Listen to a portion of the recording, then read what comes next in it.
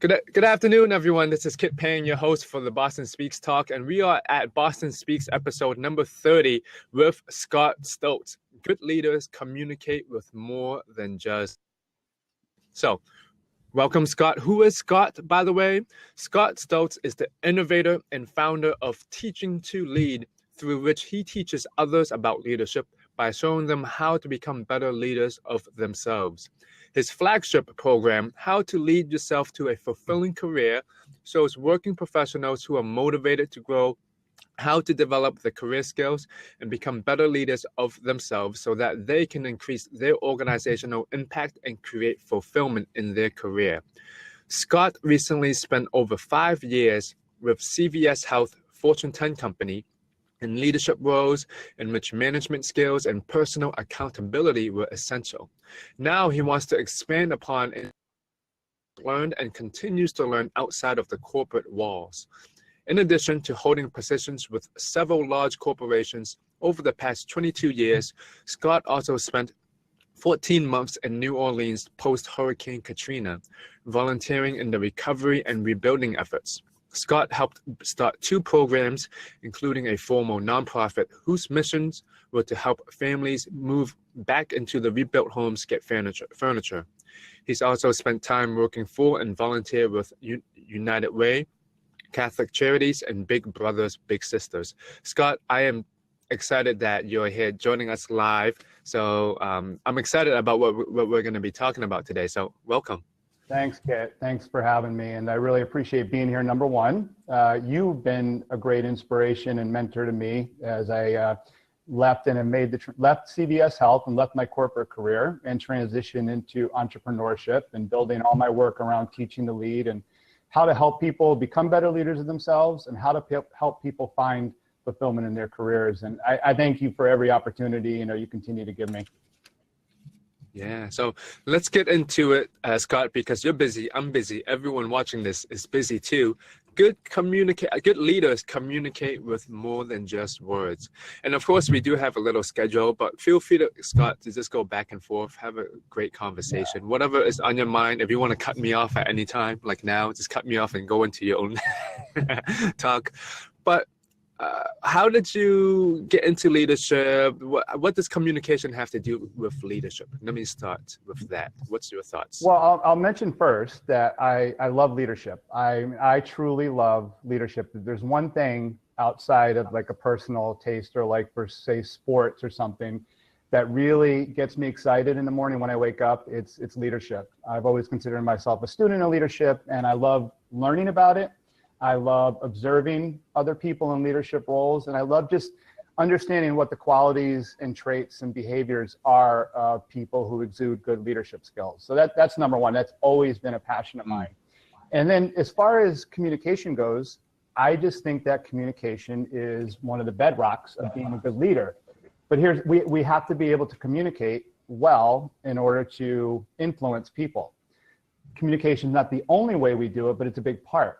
But here's the thing, and I know we're going to talk a little bit about this today, is there are many ways to communicate, especially in today's world where the new connection economy, where relationships and working with people and focusing on people is so important. Different ways and different nuances in how we communicate are really critical. So as I've learned more myself, especially in the last year or so, partly by studying and learning and watching really good, effective leaders, combined with what I learned in my corporate career, I've put a big emphasis on sharing and teaching a lot of these nuances as much as I can, because I really think that it's twofold. One, it helps people's skill set. It's going to help you in your career if you communicate effectively. And again, there's many ways, and we'll go through some examples. And also, you help people, you impact people. The better you are at doing those things, you're going to make on others. Love it. I can't wait to get into all the details today. And if you are watching live on the webcast right now, Scott has this amazing sticky notes wall in the back. Is this how you do your organization? How you organize things? Is the sticky notes? It's one of my ways, and just a note on that, since everybody gets to see it. And number one, my favorite movie character of all time is Rocky Balboa. So just a quick call out and shout out to Rocky and Sylvester Stallone. Very inspirational for me. The notes, and I have them in other places where I live, is simply because I love to absorb information. I think one of the biggest and most critical things we can do just as people, forget leadership for a second, but as people, is to continually be in a mindset of growth and learning, personal development. So I've usually been pretty good at jotting things down. I used to journal a lot more than I do now. But a trick that it works for me, and everybody's different, but something that works well for me is when I hear or think about something that really resonates with me, I immediately try to jot it down. Sometimes I type it right into my phone. If I'm home and I have sticky or Post-it notes with me, I'll put it right on paper and I'll hang it up. And I have them in different parts of my home, and even when I travel, I bring notes with me when I travel so that I can write things down, because I don't want to forget. And I like to look through and see and find different things that I recall really resonated. And then I learned, and then I figure out how I want to use it to build it out. That's great. Every successful person, or I know Thomas Edison, I was reading, he always has a little notebook that he brings out and then takes down his thoughts. Mm-hmm. But let's go back to communication. How can you build better relationships at work? That's one of the things that you wanted to talk about. Yeah, for sure. And number one is we have to build trust. One of the biggest ways and best ways to create really good relationships, especially in the workplace, with people that don't know you that well, that are getting to know you, or it's just they have the opportunity just to get to know and work with you in a work environment, is there has to be trust. And ideally, it's mutual trust. But you can do that in many ways. So by number one, being consistent. One of the best ways we can build trust with people is acting and behaving in a very consistent manner day to day. Of course, we all have some bad days, some down days, some frustrating days. But by and large, if you can conduct yourself, number one, in a consistent way, and in your messaging, in your behavior, in your work ethic and the things that you do at work, that will be a big way in which you establish trust without necessarily just verbally communicating. And the other important part about trust is that people like to feel safe. They like to feel like they can raise their hand. They like to feel like they can do something at work without fear of any kind of retribution. And that's where trust really comes in. So whether you're somebody's boss or you're their coworker, in my opinion, it's equally important. Obviously, as a boss, as a manager, as somebody who has authority, you'd like to have your people be able to come to you and feel safe, that they can share thoughts, that they can admit failures, that they can ask permission to try something. But even as coworkers, sometimes we come across people who are driven by an agenda that's really going to just benefit themselves. And that, number one, it turns other people off. And also other people aren't going to feel safe in certain instances anyway, working with that person or working on a project, or they're always going to be distracted by what will this person do because I don't trust him or her. And it's really unfortunate when we see that, all the examples I just listed, because it detracts from the work that needs to be done, number one. And also it gets people's minds focused on a very negative, non-productive, sometimes toxic thing. So instead of banging out great work, instead of sharpening your skills, instead of feeling that sense of fulfillment we get out of accomplishing really good substantive things at work, we're distracted by the minutia, the very toxic minutia of, what's this person's agenda? What's their intention with this? Am I going to feel safe when I go mention this to my boss? And that I saw that a lot in my corporate career. And it doesn't make, I want to emphasize this, it doesn't make the people who foster those kind of feelings, it doesn't necessarily make them bad people. I worked with a lot of good people, good human beings who just unfortunately weren't all that great at building relationships and establishing trust for several reasons. And a lot of times it was driven by selfish behavior. It doesn't necessarily mean they're bad people, but they haven't really learned how to look outward and say, I'm here to help and serve others, especially if you're a manager. If you're somebody with rank or authority in an organization, you have got to look out for the people who work with and for you. That's absolute bedrock. And again, you can do that in so many ways without verbal communication, and it helps people feel safe and like they can trust you. But just to wrap or summarize that up, yeah, it's unfortunate because we see a lot of distractions in the workplace that take away from good productive time because people are acting either in selfish ways or they're not establishing trust. Yeah, and that's so powerful. And because most of the time we're so busy, it's going back and forth. So if I was a new manager, Scott, and I said, look, I want to build trust with my teammates and coworkers, what's the number one thing do you think I can focus on today to really work on building that trust? Well, the number one thing would be partly what I already mentioned, is that you have to look out for the people in your group, on your team, under your umbrella, under your leadership. That's number one, because we need the people around us who work with and for us to feel like you're there for them, like you have their backs as a leader, as a manager, and that you will support them. And sometimes it can sound a little overemphasized or dramatic.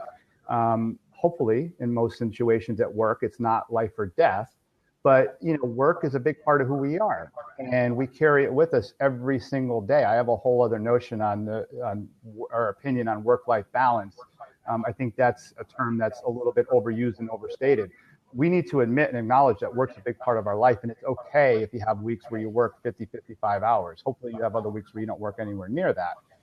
But yeah, you need to let and show your people that you are there to support them. If that's your number one objective as a manager and leader, you will definitely build trust. And conversely, if you don't exhibit that, if you don't show that, you'll never build trust. You can violate some things as a manager and leader from time to time. You cannot violate that you are there to support your people. Because Scott, every single time I have a conversation with you, I think you're really good at connecting with people. And I'm sure a lot of the listeners right now will feel that way too, if you know Scott. I want to talk about empathy really quickly. Showing empathy, what does that mean for you? Empathy. That's a big one. And thanks, Kip, for bringing that one up. That would probably fall next on my list, right underneath trust is and empathy. The great thing about empathy is that's something we can exhibit in all areas of our life, personal, with peers and coworkers, and not just as a manager and leader. So again, empathy is understanding somebody else's situation, understanding their circumstances. And empathy is really actually hard to develop sometimes. Some people, and I'll just call it as it is, some people are better at empathy than others, but I do believe that you can get better at it. And I've always made a point to try to be empathetic and understanding of other people's views or situations. Now, I fail at that all the time. I want to be very clear that, and I have family members and close friends, let alone colleagues and former coworkers, who would tell you I have failed at that. But I can tell you that I make a point to really try as often as I can to understand somebody's situation. So for example, let me give two examples. If you're meeting somebody that's brand new and a stranger, like say at a networking event, what you want to do after greeting or meeting them, and there's all different kind of ways you can get conversation started, is you want to listen. You want to absorb what they're saying and doing. You want to, as much as possible, make Gary, I like to credit where I can. Gary Vaynerchuk has a great motto or outlook where he says, every relationship he has, he wants to be 51-49. In other words, he wants to give 51% of the time and take or receive no more than 49%. And I love that he has that mindset, because you want to be in a place of giving. You want to listen and absorb and understand what's going on with the other person. And if possible, talk about their situation, offer suggestions, offer ways in which you can help them. That's being empathetic. Empathetic sometimes is confused for sympathy or compassion, and there's nuggets or nuances of that are related, but it's really just understanding somebody else's situation. And then in the workplace, having empathy, I think to be a really good manager and or leader, you have to have empathy. I think back to the good bosses or managers I've had, and I think back to the not so good bosses and managers I've had. And in addition to them building trusting relationships, the other common feature across the board with all of them, good or bad, was whether they were able to exhibit empathy or not. And managers and leaders who can exhibit an understanding of their people, of what their strong suits are of the people on their team, what people enjoy doing, what people don't like doing, what makes somebody feel appreciated. Sometimes one person on your team might just be fine with a pat on the back or 2 or 3 times a week saying, hey, thanks for what you did yesterday, or good job. Sometimes other people might require a little bit more than that. Maybe, a really meaningful, chunky, substantive quarterly review is what they want to go through and comb detail every step of how they're doing. And they need that input and feedback. And as a manager and leader, you need to understand those things so that you can then act on them accordingly. And it doesn't mean that you're favoring anybody more than the other. It means that so Kit, I have gotten to know you really well. I feel like you and I have, not only do we have a great rapport, but we know how to work with each other. Mm-hmm. When we get together at an event or we have a one-on-one session, we know how to play off of and work with each other and make it productive for both of us. Same thing goes with a lot of other peers and colleagues of mine. And the same thing with friends. I have some friends who like to be quiet, do something low key, and they're fine getting a bite together, and other friends who want to be out in the middle of a crowded bar. And I know, so when I reach out to those friends, I know with person A, we're going to grab a bite and it's going to be low key and we'll catch up. And person B, it's like, okay, let's plan a night out at a crowded place and have some drinks. And it's just understanding the people that you're interacting with. Yeah, that's so key. Like what you just said, just understanding where people are coming from. Sometimes we forget that too, because we're just listening to what's going on in our minds. Do you have any favorite books that you're reading about this? I'm sure you like to read a lot, but do you have any book recommendations for what we're talking about? So the books that I would most recommend for some of this, the Bedrocks, and it's great. They're 70, 80 years old, and I'm looking at them on my floor right over there, are any of the Dale Carnegie series of books. And the number one and most popular is How to Win Friends and Influence People. And I would suggest, if you haven't read that book, please do. And you can get it on Audible and listen to the audio version. It's probably a little bit better to read the hard copy or on Kindle and make some notes. But that to me, and I read that a long time ago, and I'm so grateful that I did, it doesn't matter how long ago it was written. It shows you the bedrock steps that we need to take to connect with people and influence. It's timeless. It's as evergreen a book as possible. And then he has other variations, how to develop self-confidence, how to become a better speaker, how to build relationships. So any of the Dale Carnegie books are amazing. The other thing I would recommend is look for books that are done by modern day people who have built something. And I'll try to come up with an example before we move on to the next topic. But off the top of my head, I know that one of the things that has influenced me the most in terms of books are books that were written by people who built something that is lasting or is on its way to lasting.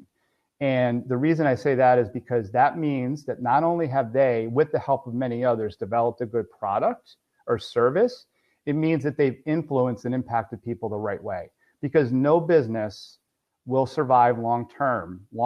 And I'm talking decades. I'm not talking a few years where the stock price is good and things are flourishing. I'm talking years and years and years. No business can succeed, I don't care how good your product is, unless you're focused on people and building relationships. So whether you want to read about I'll just pull a few out, the founders of Uber.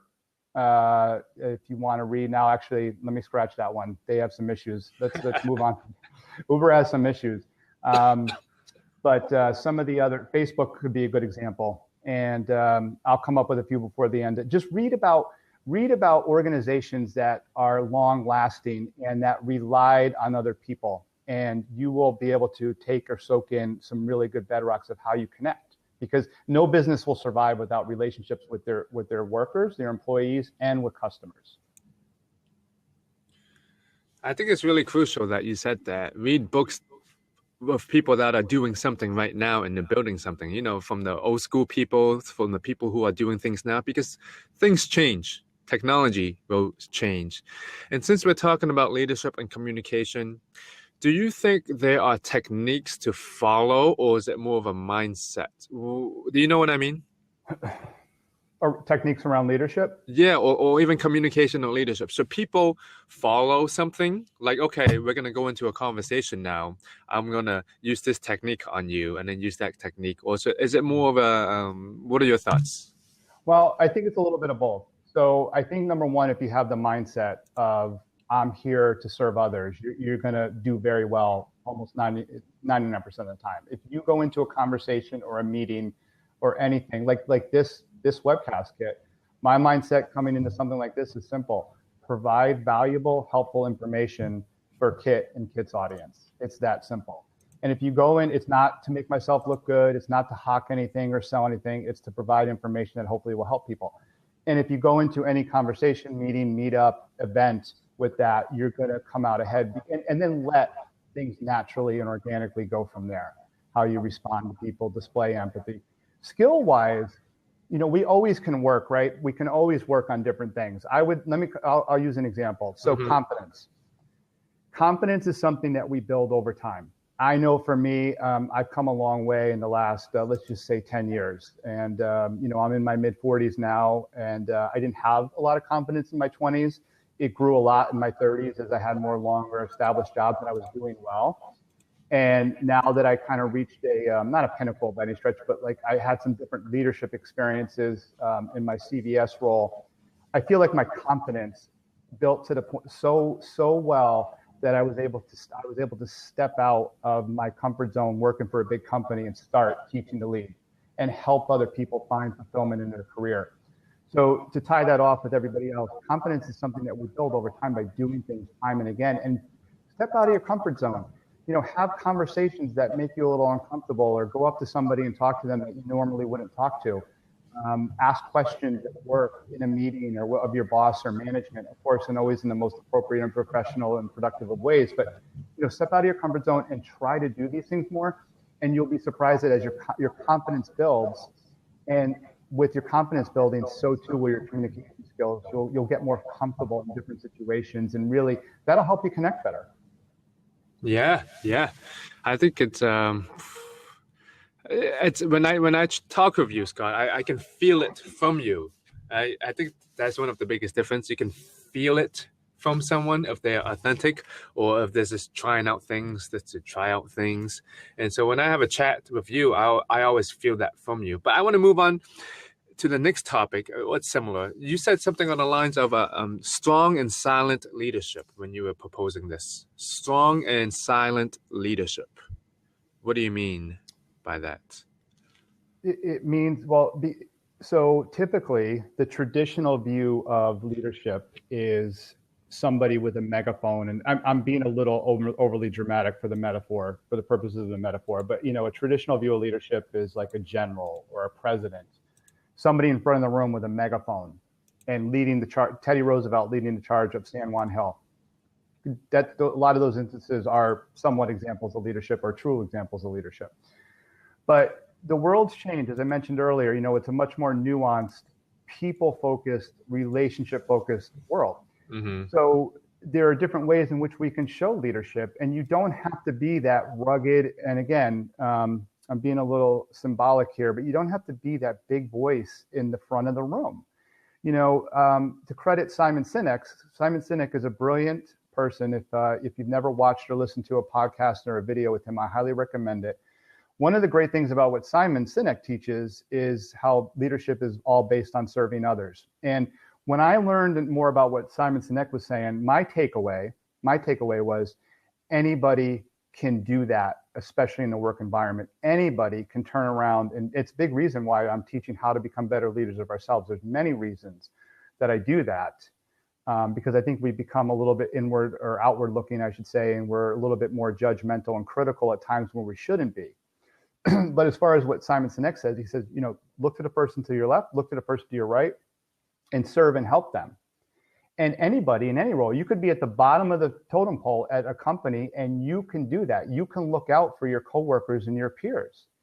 And to me, that's a way of exuding strong, silent leadership. You don't have to be in the front of the room. You don't have to be at the top of the chain, title-wise and authority-wise. You don't even have to necessarily be the leader of a team or a project. You can just, by your day-to-day example of living up to your end of the bargain, holding up your responsibility, doing your work, looking out for people, and being somebody who's trustworthy. And that's a big thing of mine is, because I like to take in a lot of inputs from multiple sources, not just my own experiences. But for me, the trust was so big, not only with bosses, but people that I worked with. And so I always prided myself. I wanted to be that person or a person that somebody at work could say, every time I talk to Scott, or he's part of a group or part of a team or part of a project, I can trust what he's doing or saying. That's what really drives me. And I think you can do those kind of things, and you don't have to be the big voice in the room. And you can be strong, and you can be. It doesn't matter what kind of physical appearance. That's why you don't have to be a 6'4", brusque guy or person in general to be a leader. You could be small in stature, but you're reliable, trustworthy, and you get your work done. And that, to me, is the strong, silent type approach and methodology behind leadership. In a few moments, if people are interested with you, how do you work with people? So great, thanks for asking that. So again, I teach leadership, and right now my focus and signature program is how to help people lead themselves to a fulfilling career. And I have found over the course of this past year, since I left corporate, and as I not only learned myself, but put myself around other entrepreneurs, people like yourself, other people who were fulfilled, I noticed some commonalities and trends none of which are related to income and title or stature. Not about cars or the homes you own. Those are offshoots of great work that we do. But I found a lot of commonalities in what helps make people fulfilled, which leads to and helps with success and happiness. So I recently decided that I want to help people find fulfillment in their career. And we do that by leading ourselves. And one thing that's really important, well, a very big one thing, is we're accountable for our lives. We're accountable for every part of our lives, meaning we're accountable for our career. And the world has changed. And this is what I like to share with people, that no longer do we have to sit in line to get a job. No longer do we have to be one of hundreds or thousands at a job. And we can. I was in many jobs like that and learned a lot and really benefited. There's nothing wrong with those jobs. But what I'm saying is we have to have the mindset of leading ourselves and taking ourselves to the place where we find fulfillment, to get out of our prison of where we're stuck or stagnant, where we're not happy. And so I help people go from that point where they're feeling stuck or stagnant and not so happy with their work, their career, their job, to a place where they find fulfillment, whether that's by staying in their current role and just approaching things with a different mindset and taking different actionable steps, or if it's leaving your job and starting your own business, similar to what I did, or it's just going to work for another organization that is going to provide you with the environment and the same values that you have. Because a lot of times, one thing I found with people who were frustrated with work, and I remember with what I went through, is sometimes, not every job I had, but some of the jobs I had, I was not in an environment that was aligned with my values, what I wanted to do. So thankfully, I'm very fortunate now that I'm in a position to help people and do what I love, which is helping people lead themselves to a fulfilling career. And I show people exactly how to get from point A to point B. Obviously, it's customized and unique to each person's situation, but I help people get out of that stuck, stagnant prison world and get over to a place where their dreams and the things that they really want in life, they realize that. So what's the best website to visit you on? Check out my website, my regular website at scottstolze.com. You can find me there. I also have a YouTube channel. If you just go to YouTube and punch in or search Scott Stolze, you can find a number of videos that I do, both solo and with people like from Kit's community that I sit down with from time to time. And you can also find me, of course, on LinkedIn and Facebook. Yes. And you can find me either on Facebook at Teaching to Lead or under Scott Stolze. Great. I want to talk about the importance of empowering others. So as a leader, or just for yourself, how can you empower others? Well, I recently kidded at one of your events when I had the opportunity to work with people for a few minutes. One of the things that I said is we need to, or shared with that group was, we need to be very mindful of this. We need to ask for help. And I'll emphasize that in roles of management and leadership, one of the best things you can do and another way you can build trust is by acknowledging I need help. And that does two things. Number one, nobody ever remembers a great leader as somebody who knew it all or had all the answers. I can't think of one, both historically or one that I've known personally in any of my jobs, and I don't really remember anybody else finding or naming people who were well known because they knew everything or considered great leaders because they knew everything. Not everybody has all the answers. So we need to acknowledge that. And but the bigger thing that comes from that is that we ask for help and we rely on others around us for that help. And that's how you empower people. I talk about career fulfillment. So one of the ways we get career fulfillment, again, it's not salary and title level. It's by feeling valued. It's by feeling appreciated. It's by knowing that we have responsibility in our job and that our work matters and that we're making an impact. Those are the bedrocks of how we get fulfillment out of our job.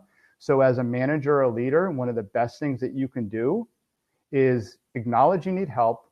You should need help, by the way, if you're doing something wrong, if you don't need help, and then empower people around you to take care of that. I mean, I'm building my business right now, and as small as Teaching to Lead is, there's no way I would be where I am right now and doing some of the things that I'm doing without the help of others. And we need to empower people because it helps the cause, number one. And then number two, and better yet, it gives people the opportunity to feel appreciated, to have responsibility, to make an impact. I mean, it's such a win-win all around. It drove me crazy in my experiences when and it's a common mistake, right? It's a common mistake of a manager, especially a new manager, to try and hold on to a lot of their work when all they really need to do is, and it's more than delegation is this very simple business-like term, and it's appropriate, but it's not just, it's empowering. Say, hey, I trust you, go do this. And if you have any questions, let me know. I'm right here to support you and help you, but you got this, take care of it. And let me know how it goes. And giving people those opportunities, and it leads to much more. I think a lot of managers forget this. That in and of itself will lead to a lot of fulfillment that will keep their team productive, focused, fulfilled, happy, and you will see a lot less turnover. And that's why I think empowering people is so huge. Yeah, that's great. So for our audience that might be watching or listening later on audio, if you had to give them homework, okay, if they had some kind of homework that they can take away from today to improve their lives, to become better leaders and communicators, what kind of adult homework would you give?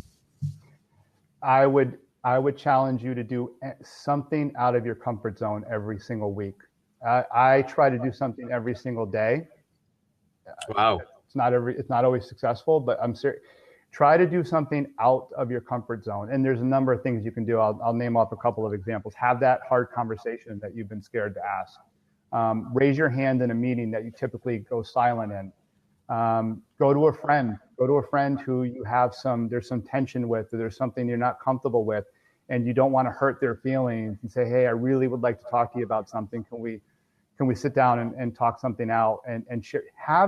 Put yourself in position to try something or do something that you normally would avoid doing, that your fears and limiting beliefs prevent you from doing. Because to me, that from an individual basis, so I've learned a lot from so many great sources, and I have coaches now, and I absorb and learn as much as I can from the outside. But the biggest thing I've done for myself, with a lot of encouragement from people like Kit Pang and my business coach and other great friends and influencers, is step out of your comfort zone. So homework would be to try and have a difficult conversation, do something at work that you normally wouldn't do, give it some thought, be mindful of what it is you're doing, make sure it's a good decision to do that. But, and just step out of your comfort zone. And if you do that, that's what I was going to say, is it breeds, you're empowering yourself, you're giving yourself permission to do something different.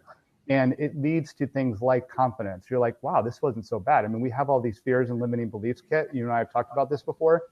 And normally what we're really scared of doing when we finally do it, it never turns out as bad as we think. We tell ourselves these stories that, oh my God, this is going to happen. I'm going to be mocked, or it's going to bomb, or I'm going to look bad, whatever. I'm going to hurt somebody's feelings. Very rarely does it ever turn out that way. So once we see that and we get a taste of that, we're going to end up doing more productive things to help ourselves. So I would just say, do something out of your comfort zone and define what that is for yourself, and make a note of it and say, just start off slow. Once this week, I'm going to do that. Scott, can I ask what your challenge is today? You said you do something almost every single day to break out of your comfort zone. What's yours today, if you mind me asking? Does doing this webcast with you count as one? No, I'm just kidding. Although these videos, as you know, are a year ago, I would have never envisioned doing some of these. I would say today, I have a call later today where I'm asking somebody for a lot of help with something. I'm building, as part of my program, I'm building something that I don't have the skills to do, and I don't have the resources to do. And through some research and connections, I found somebody who might be able to help me. So I'm doing something today that when I started out my journey, I thought I could handle no problem. I mean, I'll be a little more specific. It's about recording some lessons and modules that I want to use as part of my program that I want to add to it. And I sat back recently and said, I can continue to do that on my own. It's pretty easy these days with Skype, Facebook, and some other tools online. But I said, really, the better thing to do is to have a professional do it. So I'm going to have a call with somebody very technical, much more technical with me, trying to explain the situation and see if he can help me. And I'm letting go. I mean, I'm letting go of something that I actually wanted to do because I don't like some of the details. I don't necessarily want to spend my day planning a lot of logistics around events. I have somebody amazing who's helping me do that.